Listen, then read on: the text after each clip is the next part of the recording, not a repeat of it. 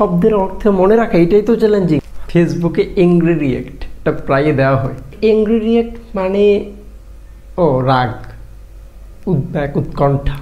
আপনি দেখেন, আমি এখানে 3টা শব্দ লিখেছি, অ্যাংরি, অ্যাংস্ট, অ্যাঙ্গুইশ। আমি আপনাকে এতগুলো ভিডিও যে আপলোড দিয়েছি, সবগুলো ভিডিওতে আমি একটা কথাই বলছি, একটা শব্দের সাথে আরেকটা শব্দের একটা মিল আছে। এই মিলটা যদি আপনি ধরতে পারেন তাহলে স্বাভাবিকভাবে আপনি শব্দটা, অনেকগুলো শব্দের অর্থ মনে রাখতে পারবেন। আপনার বক্তব্য প্রকাশ করাটা, আপনার মনোভঙ্গি প্রকাশ করাটা একটু সহজ হবে। এই জন্য দেখেন আমি বারবার একটা করছি, Ang Ang, sorry Ang Ang. আপনি অ্যাং থাকলেই বুঝবেন রাগ অর্থ দিবে, মনের কোনো ব্যাপার যেটা মনের সাথে উদ্বেগ, উৎকণ্ঠার সাথে সম্পৃক্ত, এমন কোনো অর্থ দিবে। ঠিক আছে, তাহলে কথাগুলো আপনি অ্যাংরি অর্থ জানেন, অ্যাংরি মানে রাগ করা।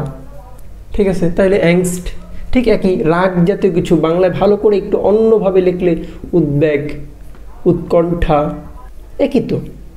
ঠিক, অ্যাঙ্গুইশ এমন কিছু কিছু অর্থ দিবে, উদ্বেগ, উৎকণ্ঠা। অ্যাঙ্গুইশ উদ্বেগ, উৎকণ্ঠা এই জাতীয় অর্থ দিবে, কিংবা বেদনার্থ অর্থ দিবে। দেখেন দেখেন মানে সবগুলো জিনিস আপনার একটা জিনিস একটা জায়গা থেকে আসছে, এবং এটা থাকলে, অ্যাং থাকলে সাধারণত ডিস্ট্রেস জাতীয়, এই মানসিক কোনো ব্যাপার, এরকম যে দুরবস্থা, মানসিক দুরবস্থা জাতীয় কোনো ব্যাপার অর্থ দিবে।